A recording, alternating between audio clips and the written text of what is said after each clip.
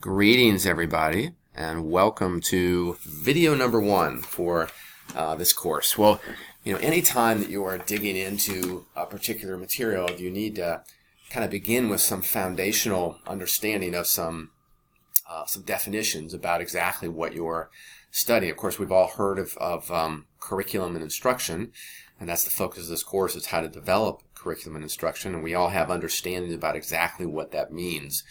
But I think it's really important that we have a collective understanding about how we're going to define those terms. So I want to kind of start with that. I mean, we all have some kind of idea in our head about what curriculum is.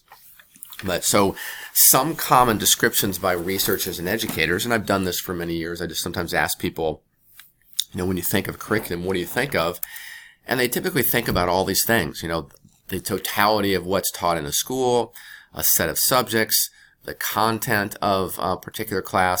Well, you can kind of, take a look at the others. So there's a variety of different understandings that people have about exactly what is curriculum.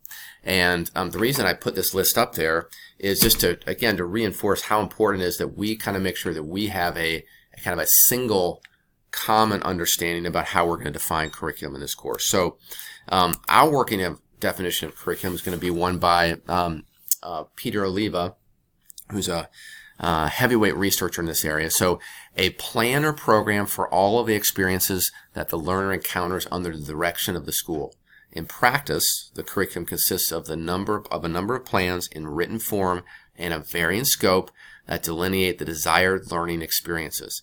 And here's one of the key parts, I think, about this. The curriculum, therefore, may be a unit, a course, a sequence of courses, or the school's entire program of studies. So we could define it as any of those. And so as we're taking a look at different aspects, we'll have to make sure we're really careful that we're talking about a unit of curriculum or an entire a course as being a part of curriculum. We have to make sure that we specify that.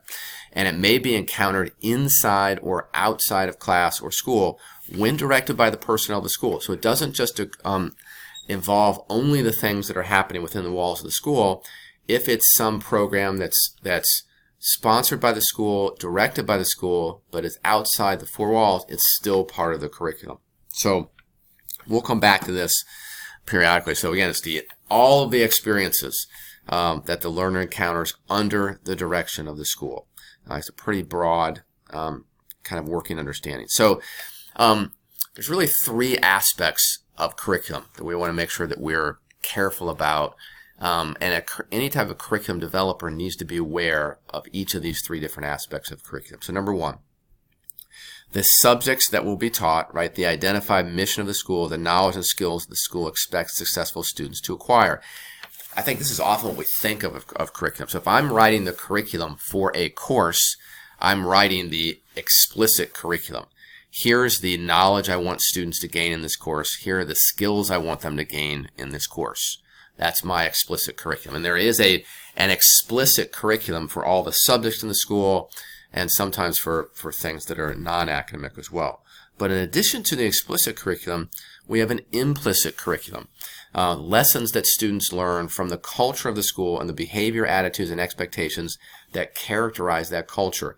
I bet that all of us have been involved in cultures that really emphasize really positive behaviors and positive actions, and other ones that don't, right?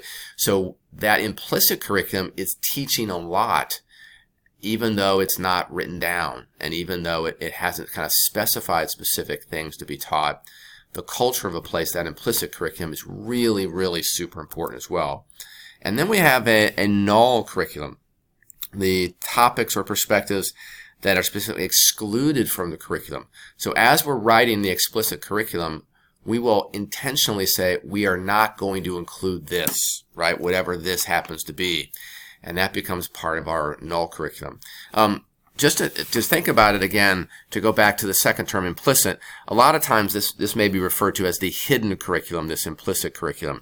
Again, all those things that we're teaching that arise from the culture of the place and how people treat one another and all those. So as we're putting together and considering curriculum, we need to be mindful of all 3 of these aspects. So one final thing as we kind of do a little introduction to the course here is, the course is on curriculum and instruction.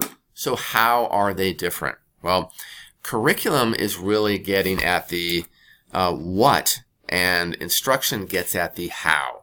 So curriculum specifies the knowledge and skills, for example, with the explicit curriculum that we want students to gain, and instruction would be, okay, how are we going to design things so the students actually acquire them? So thank you very much. As always, if you have any questions about anything in this particular unit, in Unit 1, or anything covered in this video, please don't hesitate to reach out. Thank you very much.